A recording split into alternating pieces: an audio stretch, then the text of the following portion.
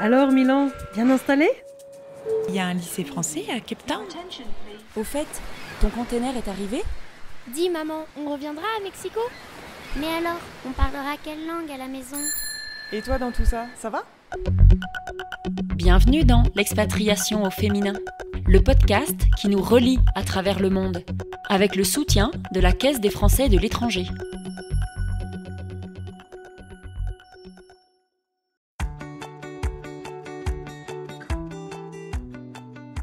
Dans cette nouvelle série spéciale été des podcasts de l'expatriation au féminin, 6 femmes expats nous embarquent avec elles.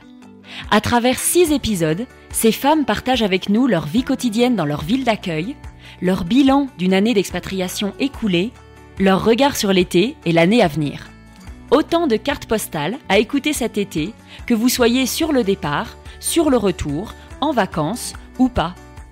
Dans cet épisode, je suis très heureuse d'accueillir Anne-Sophie qui habite à Bogota. Bonjour Anne-Sophie. Bonjour Amélie. Alors écoute, je te propose d'écouter tout de suite la chanson que tu m'as envoyée. Ça met en condition, comme ça on a l'impression qu'on est à Bogota.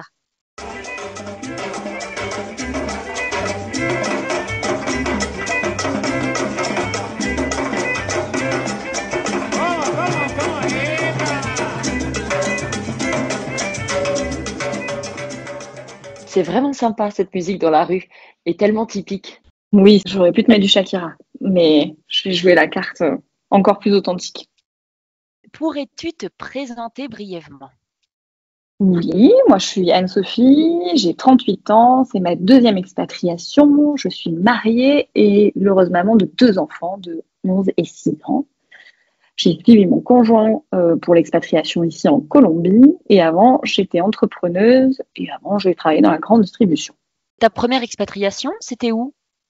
C'était à Amsterdam. Ah oui, tu vas pouvoir nous expliquer que c'est pas le même monde entre Amsterdam et Bogota. Même si il pleut pas mal à Bogota, non? Oui, c'est une capitale qui est réputée pour pas son climat en tout cas. C'est la pluie normalement. C'est l'automne éternel, il paraît. C'est pas toute la journée, hein, ça va être, mais il faut toujours prévoir son petit kawaii, son petit parapluie, parce que si tu pars sans, voilà, ton portero il te dit t'as oublié quelque chose, mais non.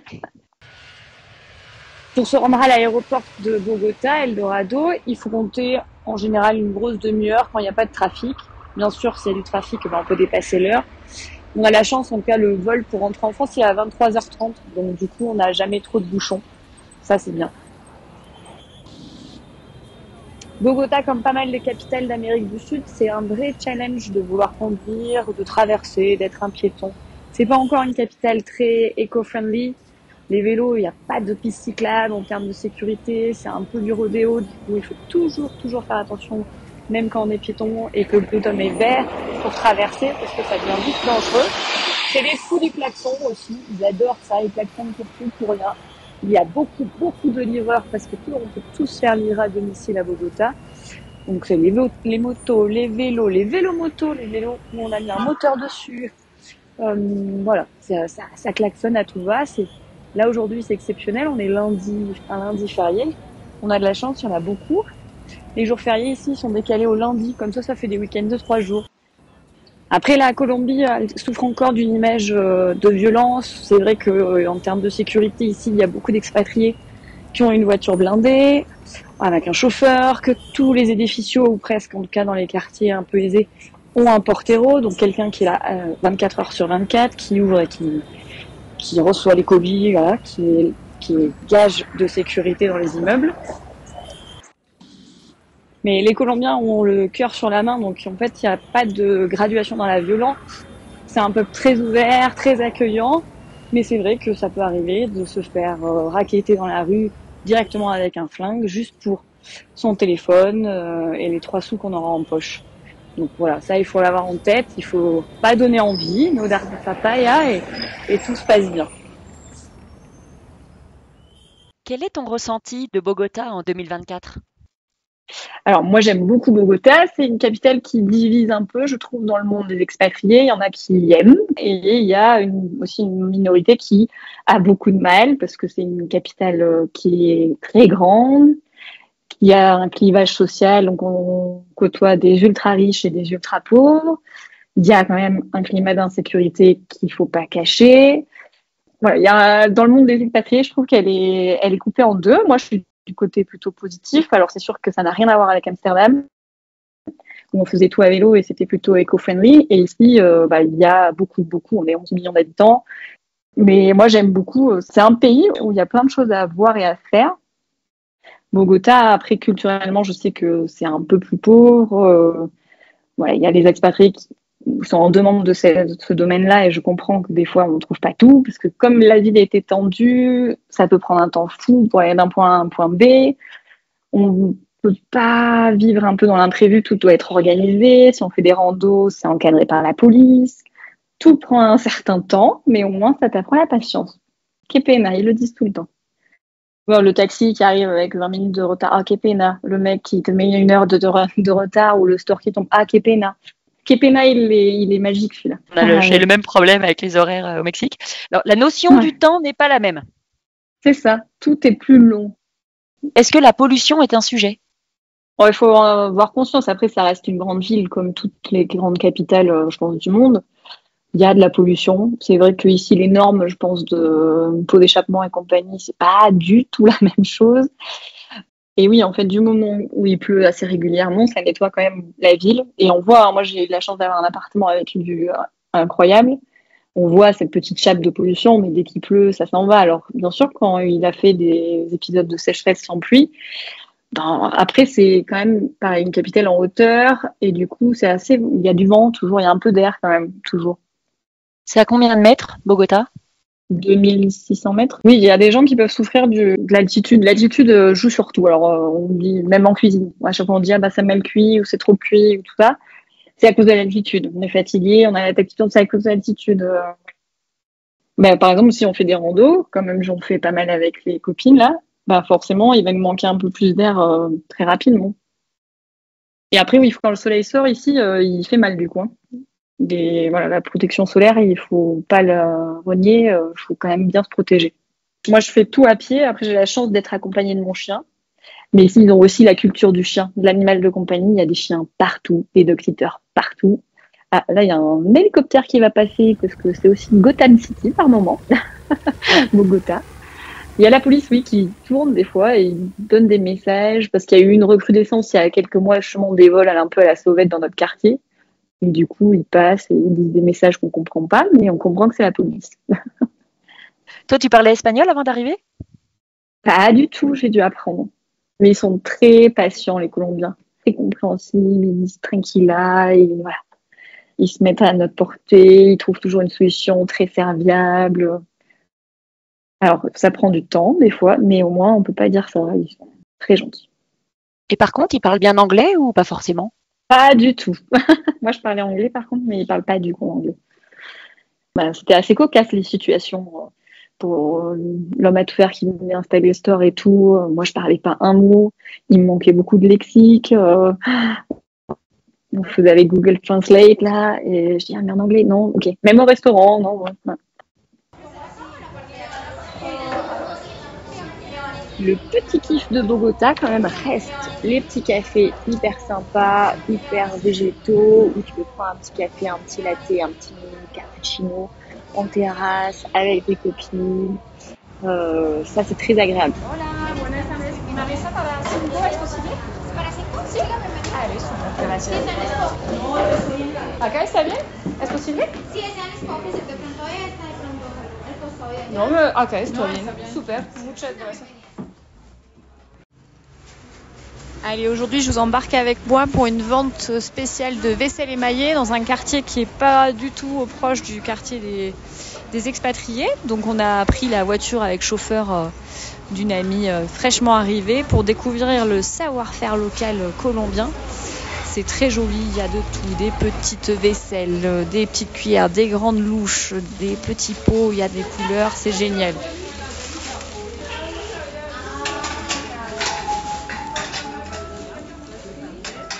Tu trouves vraiment beaucoup d'artisanat en Colombie?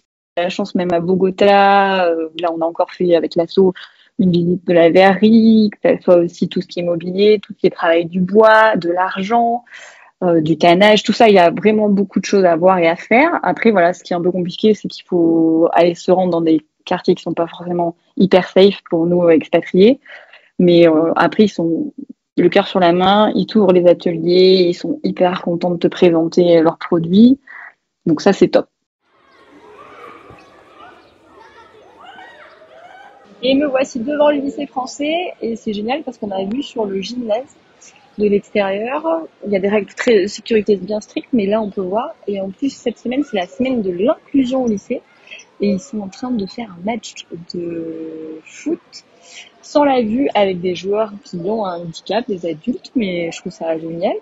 J'en ai jamais participé. Là, c'est les 6e parce qu'ici, il y a un code couleur et les 6e, ils ont un polo bleu marine. Donc, j'aurai peut-être la chance d'observer ma fille. Et tous les jours, ils avaient une couleur pour un handicap. Donc, aujourd'hui, ça devait susciter. Et il y a plein d'actions qui sont mises en place par le lycée français et c'est assez sympa.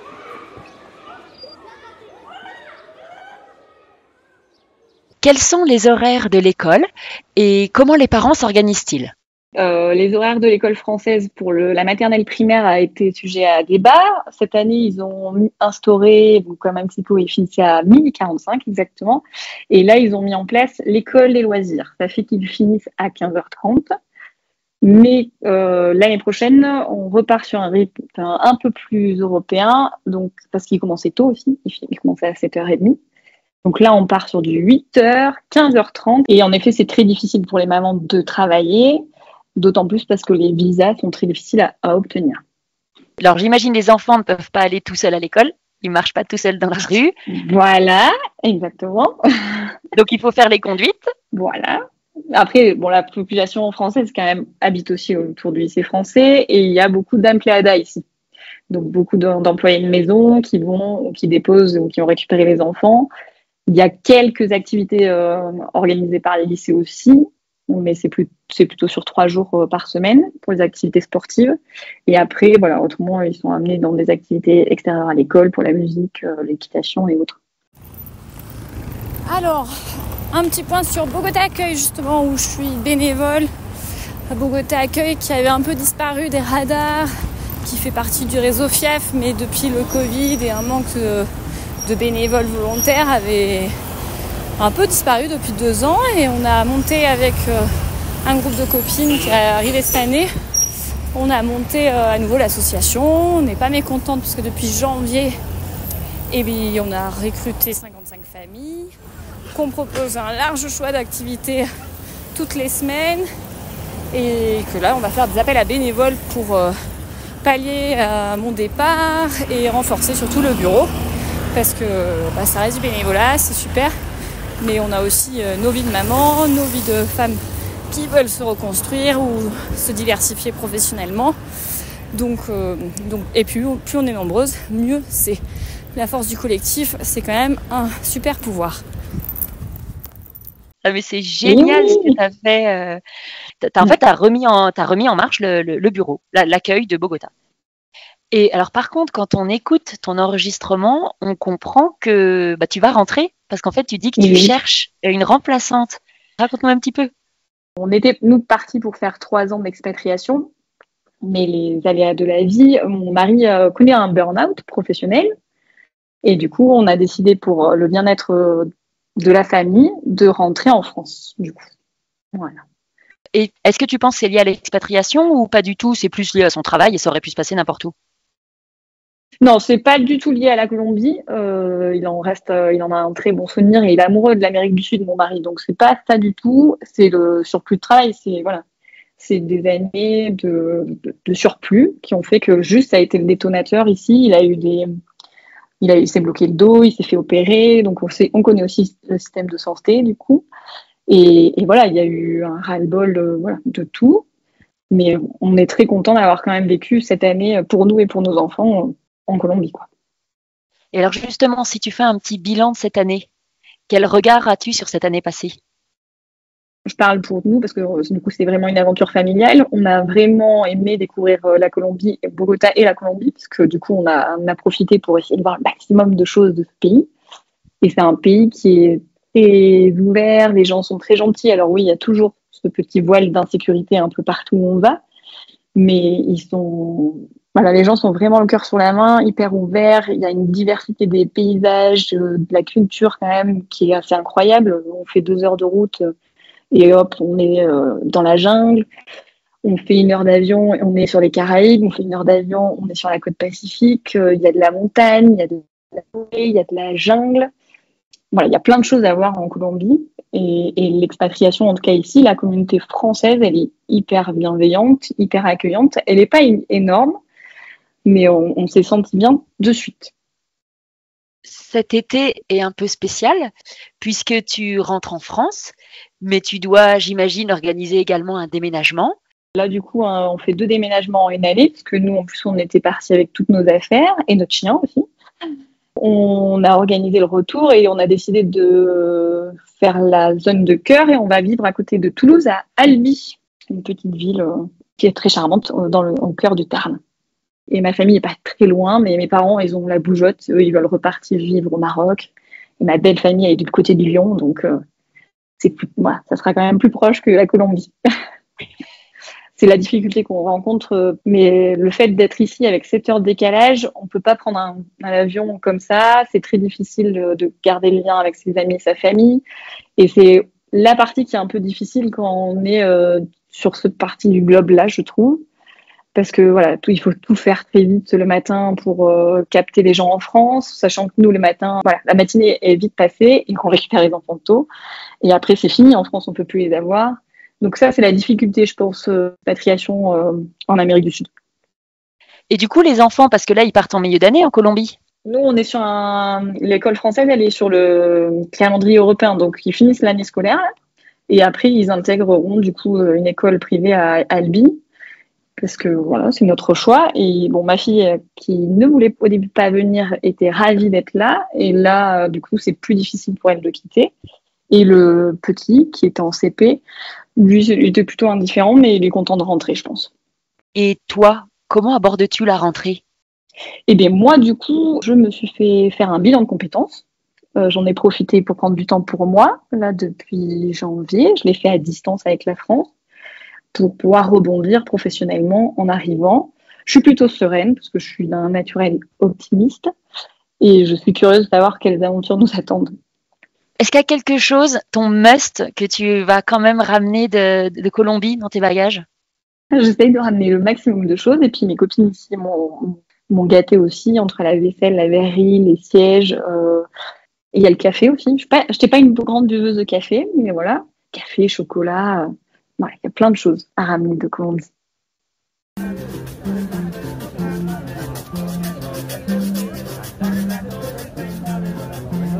Avant que cette expatriation se termine, est-ce que tu peux réfléchir à ton moment le plus fort que tu as vécu en expatriation ? Il y en a eu plusieurs, mais peut-être que j'ai fait la Ciudad Perdida. On était un groupe de 5, donc quelques-unes qui rentrent cette année et qui sont expatriées depuis plus longtemps. Et elles m'ont ouvert les bras pour que je puisse les accompagner dans cette extraordinaire aventure. On a marché pendant 4 jours, fait plus de 70 km. Moi, j'avais jamais fait ça. Et c'était juste canon. Parce qu'on était entouré de guides autochtones et du coup, perdus dans la jungle avec des conditions spartiates. Mais au moins, on l'a fait ensemble. Et c'était un défi personnel et collectif et je suis très fière de l'avoir. Quel serait ton mot de la fin ? Que la Colombie est à découvrir et qu'il faut aller au-delà des préjugés qu'on peut avoir sur ce pays et que vous allez revenir avec le cœur rempli de beaux souvenirs. Un grand merci Anne-Sophie pour cet échange et je te dis alors bon courage pour ce retour en France. Merci Amélie, merci à toi en tout cas pour cet échange. Ce podcast est produit par Expat Communication, l'éditeur de femmexpat.com, avec le soutien de la Caisse des Français de l'étranger.